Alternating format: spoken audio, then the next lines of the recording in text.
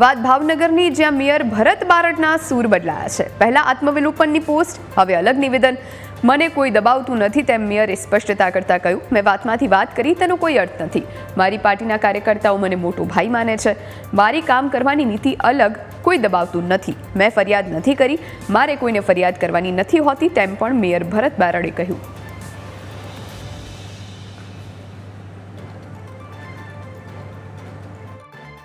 અમારે અંદર ક્યારેક આવી વાત થઈ જતી હોય એનો અર્થ એવો નથી કે બદ ઇરાદો હોય કે કોઈને મેં દબાવવા કર્યું હોય કે અથવા તો કોઈ મને દબાવતું હોય, આવી કોઈ વાત નથી। મારે તો મારા પરિવારમાં ઘણીવાર આવું કહેતા હોય છે એકબીજા, તો એનો અર્થ એવો તમારે કોઈએ લેવો નહીં।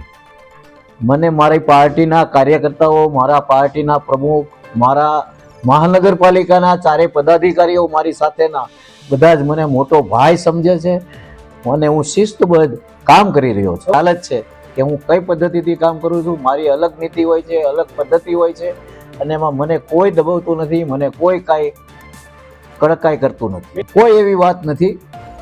તમે જે પોસ્ટ મૂકી મારા સોશિયલ મીડિયામાંથી તમને મળી છે, મેં કોઈને ફરિયાદ કરી નથી, જાહેરમાં ફરિયાદ મારી હોતી પણ નથી અને હું જ પોતે પાર્ટીનો વડીલ છું, પાર્ટીનો વરિષ્ઠ છું, પાર્ટીનો મોટો ભાઈ છું।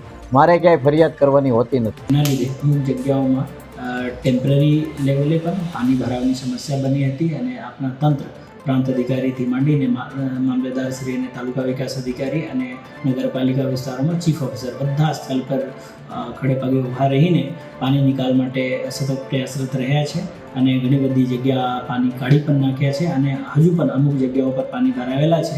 એના માટે પણ આપણી ટીમ સતત કાર્ય કરી રહી છે, રાત દિવસે કાર્ય કરી રહી છે। જેસીબી મશીનોનો ઉપયોગ કરવામાં આવેલ છે અને જે જગ્યા જરૂર પડ્યા છે ત્યાં આપને પમ્પિંગ મશીનરીનો પણ ઉપયોગ કરીને તાત્કાલિક ધોરણે પાણી કાઢવા માટે કામગીરી ચાલુ છે।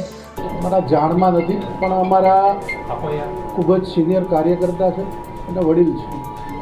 કાંઈ પણ હશે તો સાથે બેઠીને પણ જે પણ કાંઈ મનદુખ હશે તો બેઠીને એમને નિરાકરણ લાવવામાં આવે। હજી સુધી તેની કોઈ જાણ થઈ નથી મારાથી। આજે અમારે ઝોન બેઠક છે એટલે પછી બેઠીને શાંતિથી જે પણ કાંઈ હશે એ પરિવારનો પ્રશ્ન નિરાકરણ લાવી